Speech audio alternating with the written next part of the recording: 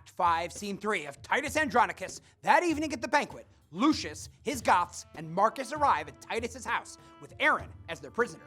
Lucius turns Aaron over to Marcus. Saturninus, Tamara, and members of their court arrive. Everyone is greeted by Titus, who's dressed as a cook because he has been helping prepare the feast. The party begins to eat. Titus asks Saturninus if he's familiar with the story of Virginius, who killed his daughter after she was raped, and whether the emperor agrees with Virginius's decision. Saturninus does, and it was necessary to kill his grief. Titus concurs and immediately kills Lavinia. He tells Saturninus his daughter was raped by Demetrius in Chiron, and informs Tamara she has now eaten her son's corpses. He then kills Tamara. Saturninus kills Titus, and Lucius kills Saturninus.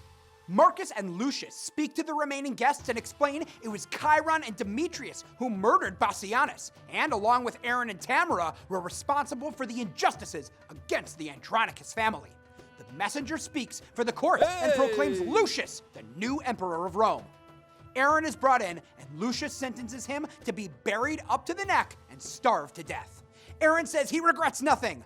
Lucius orders the bodies be taken to the tombs of their respective families, except for Tamara, who will be fed to beasts and birds of prey.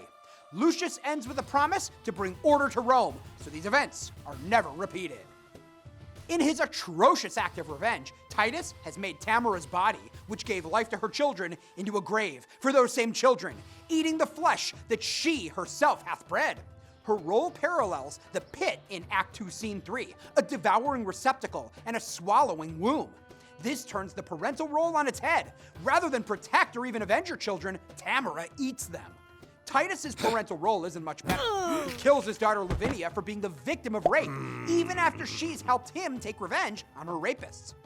The use of Virginius' story is one of the ways violence is perpetuated, and in this case justified, through learning. These stories of violence, like acts of revenge, contribute to a cycle of violent acts with no apparent end, except for the deaths of those involved. The message is clear. The stories passed on to children influence them for good or evil.